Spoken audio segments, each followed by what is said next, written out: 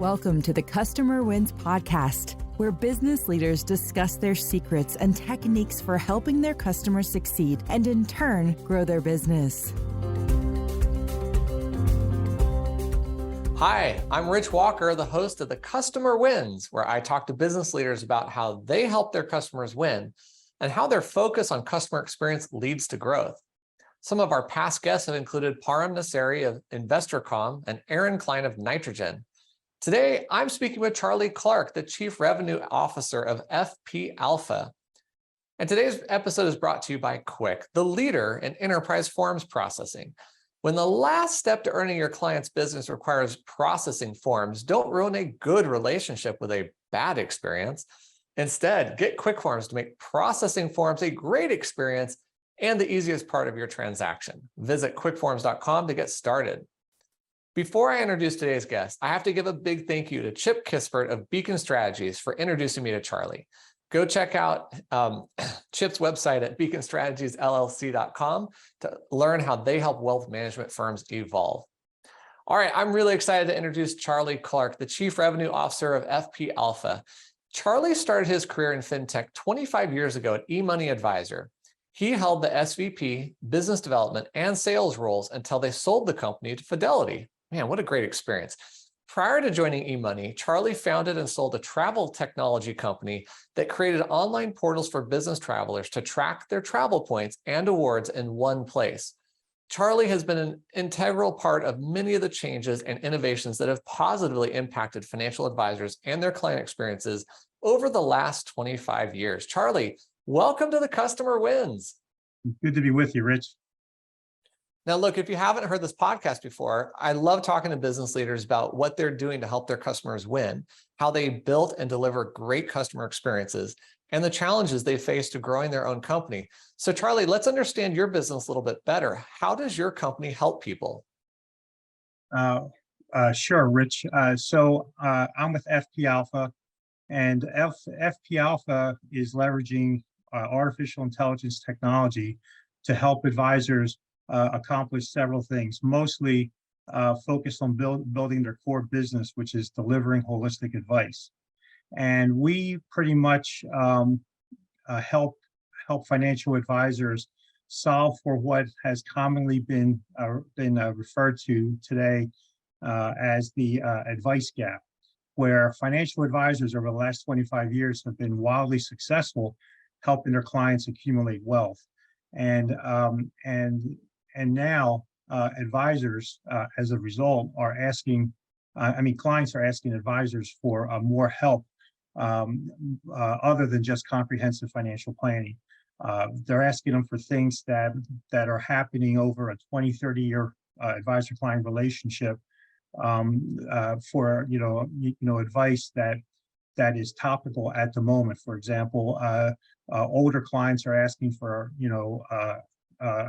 advice for helping take care of their parents. They're asking for advice from clients.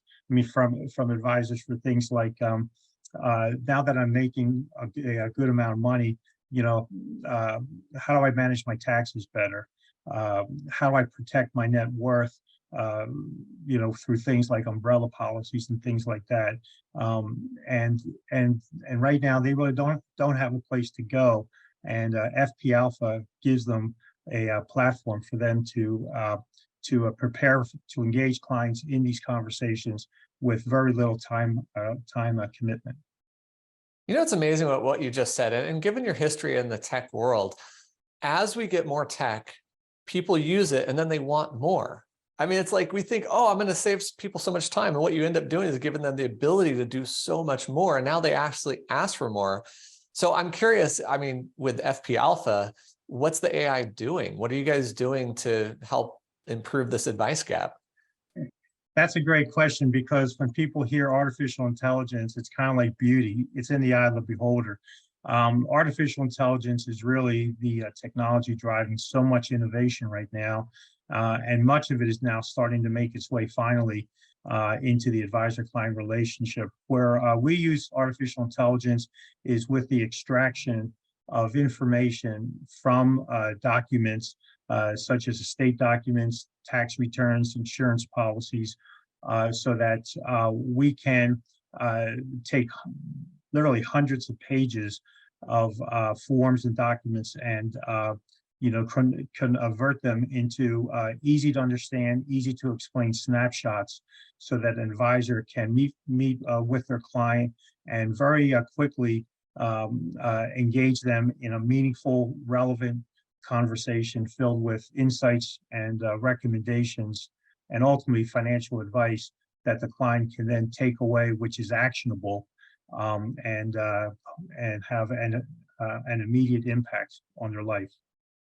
So a financial advisor then would ask their client for a copy of their trust agreement, their estate plan, their will, things like that, and then hand it over to FP Alpha, and you guys would read it, or your AI would read it? Yeah, I mean, and that's not a big ask, right? I mean, just about every advisor knows that if they're not the primary trusted advisor for each of their clients, or if that's not their goal, they pretty much run the risk of losing that client, because there's other advisors who are working with those same clients who do want to have that position, the quarterback position. So it's fair for them to ask them, look, if you don't have these documents, a will, a power of attorney, a healthcare directive, given that you have wealth, you really ought to, just like they ought to have an umbrella policy to protect their net worth, and they ought to have, they ought to have their tax returns. So once they have these documents, they think that that's all they need to do. Well, the fact is, collecting dust is not the best way to put those documents to work for their clients.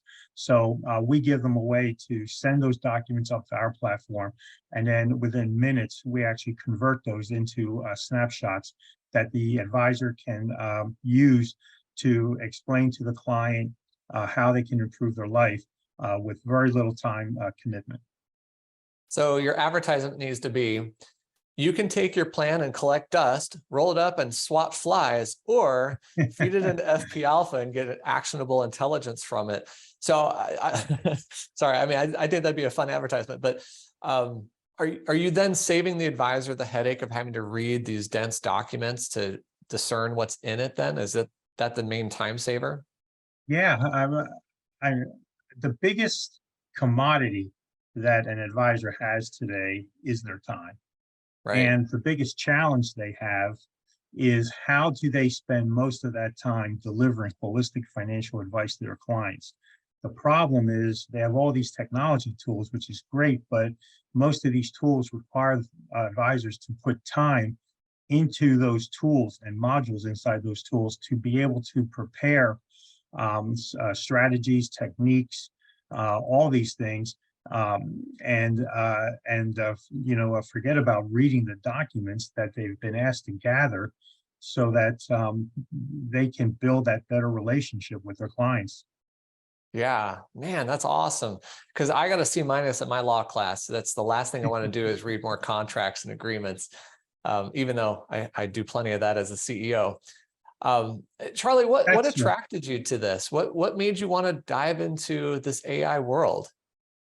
Well, I guess I feel that for the last 25 years, and this is a credit to Imani, I feel that we started kind of like the financial planning era that we've been living in. And if you look at the innovation back in 2000 that Imani used to start this whole financial planning movement, it was based off of screen scraping technology for account aggregation. It was based off of an online document storage technology, and it was a client portal. And to Imani's credit, they really introduced amazing graphics that could jump off a page to make it very visually easy for an advisor to walk a client through whatever recommendation that they had.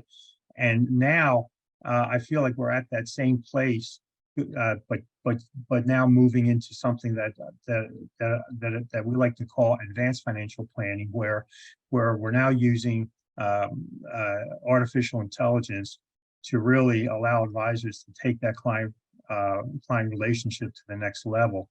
And we're giving them a platform that covers just about every scenario that a client over 20, 30 years is going to have. We allow advisors to really engage those clients in those conversations, with a very little time commitment, and yet still have an effective outcome, a meaningful outcome that just keeps that relationship moving forward. Yeah, no, it's super important. And I love that you look at this from an evolution standpoint. I mean, obviously you've been part of this for a very long time, so you've seen a lot of the evolution. But I think a lot of people miss out, especially as they get further into their career.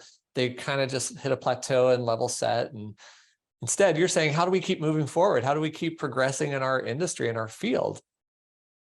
We absolutely have to. The advisor, to maintain their relevancy with their clients, needs to embrace newer technology to be able to implement it into their practice.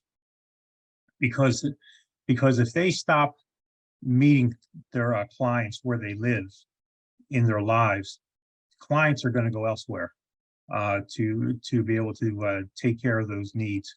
And FP Alpha's mission is to keep the advisor relevant in the lives of their clients. And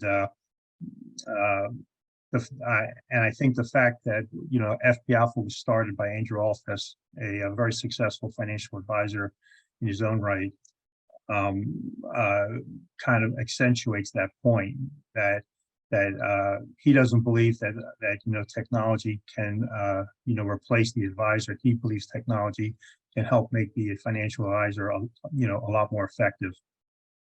I have a personal place for people like him because I was a financial planner who said, I don't like filling out forms. So I've built tech.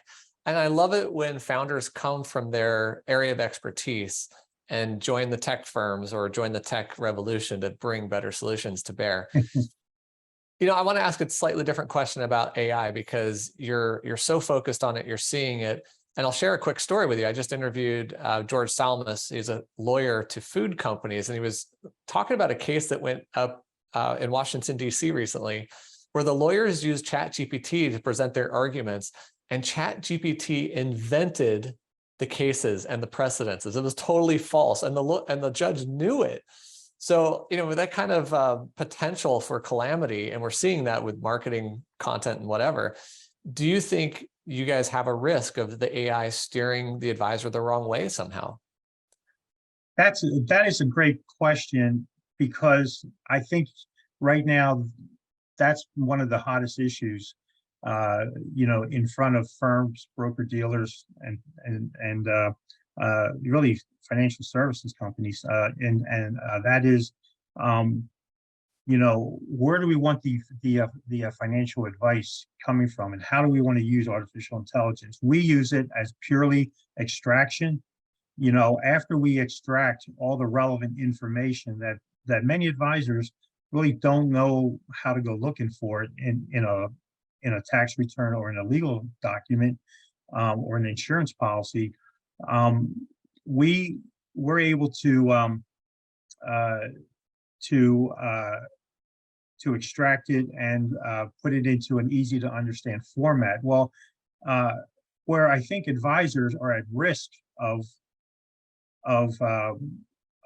misusing artificial intelligence is when they feel that they can use it to help create the very advice that should only come from them and not from any artificial tool. And so as long as financial advisors are looking at ChatGPT as a way to create benefits for them and not create advice, I think that's the proper way to look at it. But from our standpoint, all the recommendations generated from within our platform, all the insurance, tax, and estate recommendations, and there's many of them, those were all created from subject matter experts, knowledgeable experts with hundreds of years collective industry experience. That's what's on our platform, and what we've built are decision trees. This is after the artificial intelligence that can take a client situation and know which individual recommendations to pull, so that the advisor can put those in front of the client. Yeah, that's awesome. I think it's fascinating to kind of diagnose the AI trend right now, because in last year, December 1st, November 30th, ChatGPT was released into the wild, and people like myself became enamored with it. Like, oh my gosh, it does all these things. But the truth is, we've been working with AIs or flavors of AIs for quite some time, right? And most people are experiencing AI through a very thoughtful, carefully designed process where it's being applied to data, for example, or process. And so what you end up with, the great result is something that was purpose built, like you're talking about. What are all the different kinds of documents? You mentioned forms too. What kind of documents do you guys cover? Sure. Again, our goal is for advisors to be able to incorporate things like tax advice, estate advice, insurance advice into their client relationships. So we actually will take a tax return, every type of tax return imaginable. They can upload it, and then within minutes we can turn around and extract the relevant information from that return and then put it into a snapshot. The same thing with a property and casualty and umbrella policies, things that are important for helping clients protect their net worth. And then lastly, on the estate side, all the various estate docs, trusts, wills, powers of attorney, healthcare directives, amendments, all those things, and trust can get pretty complicated between grats, flips, ILETs, all those things. We can actually read all those documents and deliver to the client in very little time that family tree of that advisors have been relying on either their marketing departments to build or their estate attorneys to create. We can basically extract all that information and build it so that the advisor doesn't have to. No, Yeah. that's awesome. I asked this question, Charlie, because we're actually getting ready to launch a new AI-driven product called Form Extract this fall. And it's going to read the completed submitted documents that people fill out to open accounts, do service requests, any form they fill out repetitively. We'll be able to read every single data point off of that form with 99.9% accuracy, and it's context rich. We know it's owner 1 versus owner 2 versus beneficiary number 3. We should talk about how we could partner together, because you guys are after the fact, after the documents are completed, the accounts are opened. We're talking before the fact in a sense. But also, this is why I love AI. It's like you can apply it to these really dense problems that nobody likes and solve these things and give people back their time plus better results when it comes down to it. Absolutely. And that's why I came back to ChatGPT. There's so many great places where ChatGPT can actually make a positive impact. But I always caution, it cannot, if anyone's thinking about ChatGPT to actually, create advice, that is the only place where I think it just has no place within financial services. But if you look at ChatGPT for capturing client conversations and meeting notes and things like that, which is what Pulse 360 is doing, and using it to actually enhance the client advisor relationship, those are all the proper applications.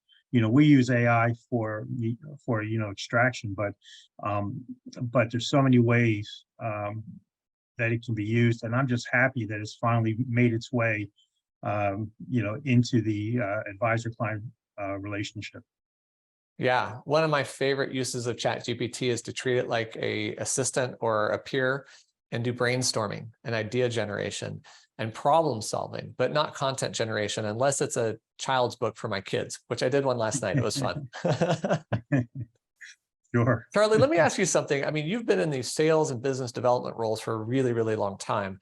How do you measure whether your clients are having success with you and whether you're delivering a great experience to them or not? How do you know that they're happy?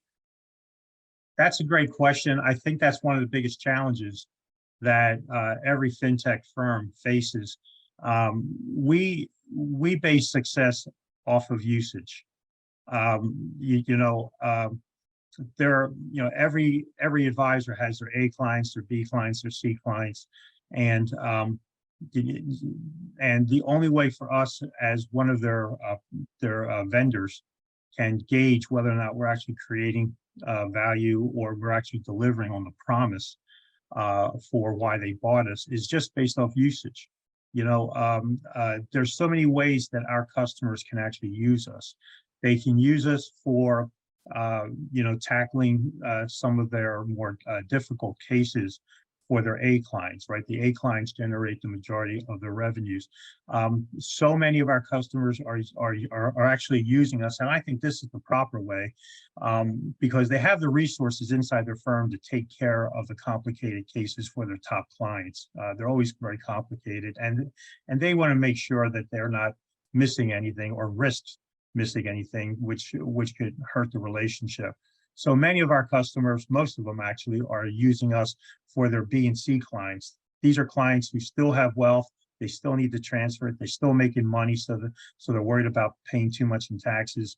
And they love the fact that we offer not just a snapshot of the year that was, or a snapshot of this is what their estate documents say today, but we offer forward-looking advice, because that's really where an advisor can impact the wealth and the health of their financial client of their clients, is through that forward-looking part of our platform. And those are recommendations, but we base everything out of usage.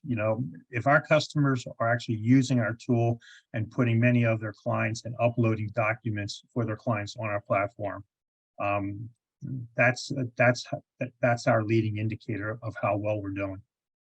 There's something subtle that you said in there, though, that I think comes back to the promise of AI. So many people are concerned about AI putting people out of jobs and what have you. And I've often said it's going to be people who use AI that replace people, not the AI itself.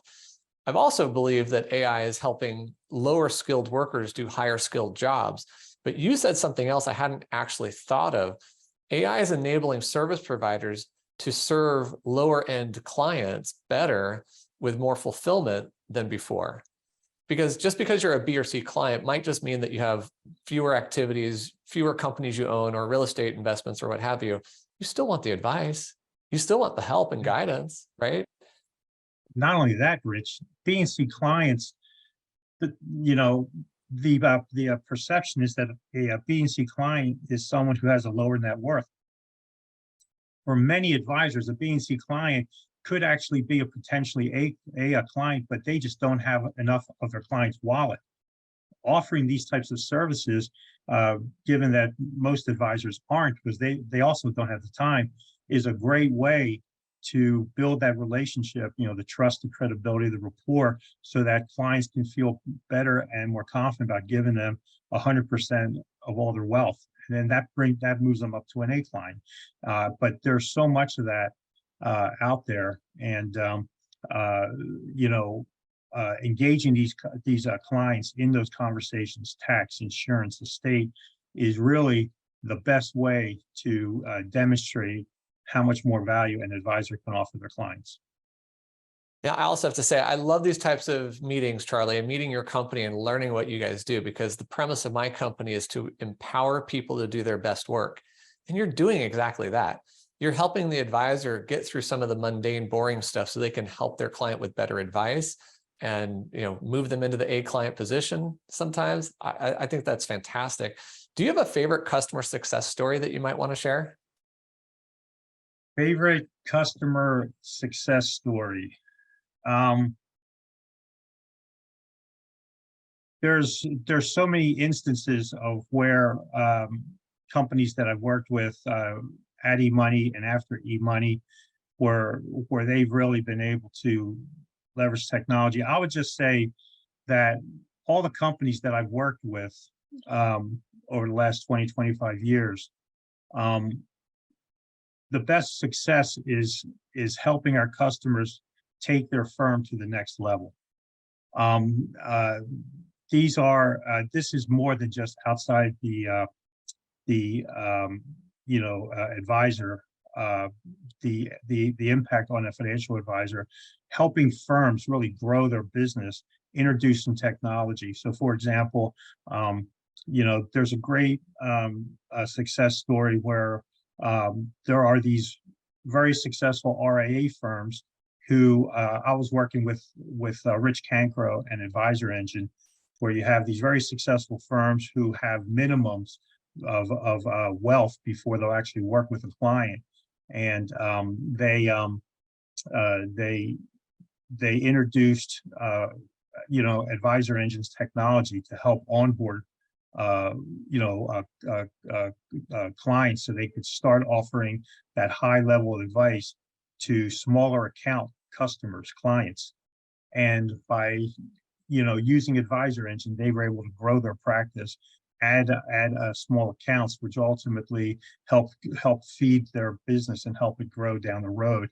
It was also a great way to help take on smaller accounts from children of their high net worth clients, to start building that relationship with the next generation.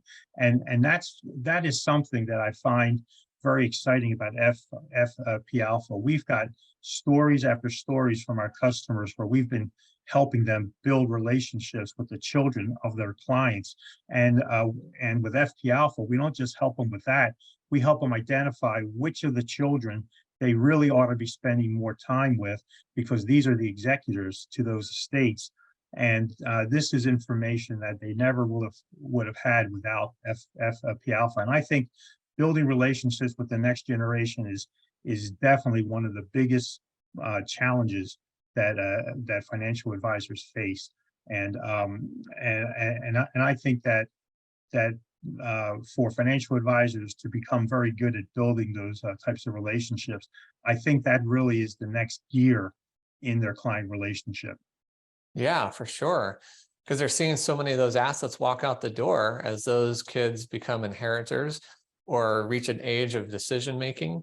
And it's funny, Charlie, because I joined my mentor in his business to become a financial advisor, and the original premise was I would work with the children. And I didn't know what to do with them, actually, because they didn't have any assets yet. It was a long time ago, but I know that's a really, really big challenge. So that's very cool that FP Alpha is helping to solve that by pointing out the direction and who are the people involved in these trusts and estates, et cetera.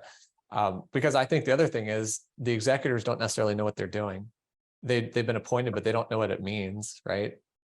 Yeah.